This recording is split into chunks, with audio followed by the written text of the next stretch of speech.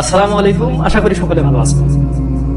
আজকে একটা বিষয় যেটা আসলে গুরুত্বপূর্ণ, এটা সকল নারীর জানতে হবে।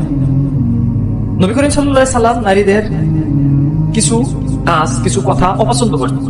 নবী করিম সাল্লাল্লাহু আলাইহি সাল্লাম নিজেই বলেছেন কি কি কাজ, কি কি কথা। তার মধ্যে 6টি গুরুত্বপূর্ণ কথা এবং কাজ আমি আপনাদের মাঝে তুলে ধরব। তাহলে সম্পূর্ণ ভিডিও দেখার অনুরোধ রইল। ভিডিওটা ফেসবুকে পাইলে ফলো করবেন, ইউটিউব চ্যানেলে পাইলে অবশ্যই চ্যানেলটা সাবস্ক্রাইব করবেন, সবসময় সাপোর্ট করবেন, সাথেই থাকবেন। তাহলে নবী করিম সাল্লাল্লাহু আলাইহি সাল্লাম নারীদের 6টি গুরুত্বপূর্ণ কাজ ও কথা অপছন্দ করতেন। আর নবী করিম সাল্লাল্লাহু আলাইহি সাল্লাম যদি অপছন্দ করেন তাহলে সেই নারী অবশ্যই তার সুপারিশ পাবে না, জাহান্নামে।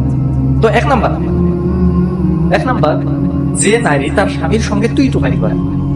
বর্তমান সমাজে নারী পুরুষ তুই তুকারি করে। স্বামী স্ত্রীকে, স্ত্রী স্বামী, একজন স্ত্রী যখন স্বামীর সঙ্গে তুই তোকারি করে, নবী করিম সাল্লাল্লাহু আলাইহি সাল্লাম সেই নারীকে অপছন্দ করেন। আর এটাকে আমরা ট্রেন্ডিং হিসাবে, ফ্যাশন হিসাবে নিয়ে নিচ্ছি। এখন নাকি তুই তোকারি না করলে তাদের মধ্যে ভালোবাসাই থাকে। কিন্তু যে স্ত্রী তার স্বামীকে তুই তোকারি করে, সেই স্ত্রীকে, সে নারীকে নবী করিম সাল্লাল্লাহু আলাইহি সাল্লাম পছন্দ করে, নিজেই নিজের মুখে বলে দিয়েছে। 2 নাম্বার, স্বামীর হক আদায় না করা। স্বামীর যে কিছু হক আছে, স্বামীর যে কিছু প্রাপ্য আছে, তার মধ্যে একটি হক আদায় না করাও স্ত্রীর উপর রাগ করে। স্ত্রীর থেকে স্বামীর যে হক, সেগুলো অবশ্যই দিতে হবে। সেই হকগুলোর মধ্যে একটিও যদি না দেয়, যদি হক আদায় না করে, সেই নারীকে নবী করিম সাল্লাল্লাহু আলাইহি সাল্লাম অপছন্দ করেন। তাহলে দ্বিতীয়ত হচ্ছে স্বামীর হক আদায় না করে। 3 নাম্বার, স্বামীর উপর রাগ করে থাকে। একজন স্ত্রীর জান্নাত তার স্বামীর পায়ের কাছে।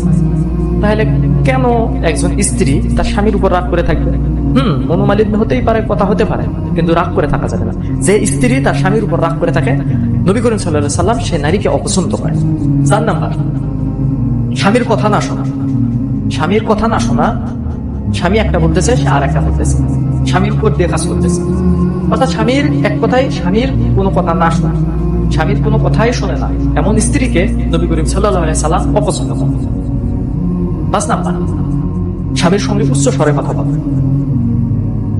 স্বামীর সঙ্গে উচ্চ স্বরে কথা বলা যাবে না। যে মহিলা স্বামীর সঙ্গে উচ্চ স্বরে কথা বললো, নবী করিম সাল্লাল্লাহু আলাইহি সাল্লাম সে নারীকে অপছন্দ করে, তার সুপারিশ করবে না, সে জাহান্নামী।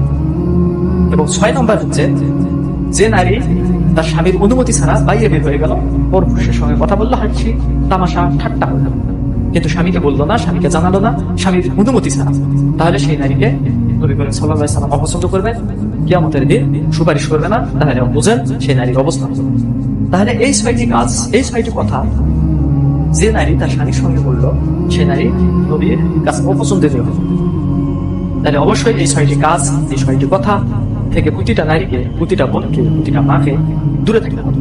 তার স্বামীর কথা শুনতে হবে, তার সঙ্গে উচ্চ স্বরে কথা বলা যাবে না, তুই তো কারি করা যাবে না, যতই সেখানে ভালোবাসা থাক।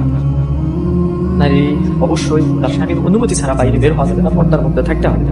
তাহলেই তো সেই নারী, সেই সংসার, সেই স্বামী সুখের হবে। আর এই 6টি কাজ যে নারীর মধ্যে আছে, সেই নারীকে নবী করিম সাল্লাল্লাহু আলাইহি সাল্লাম অপছন্দ করেন।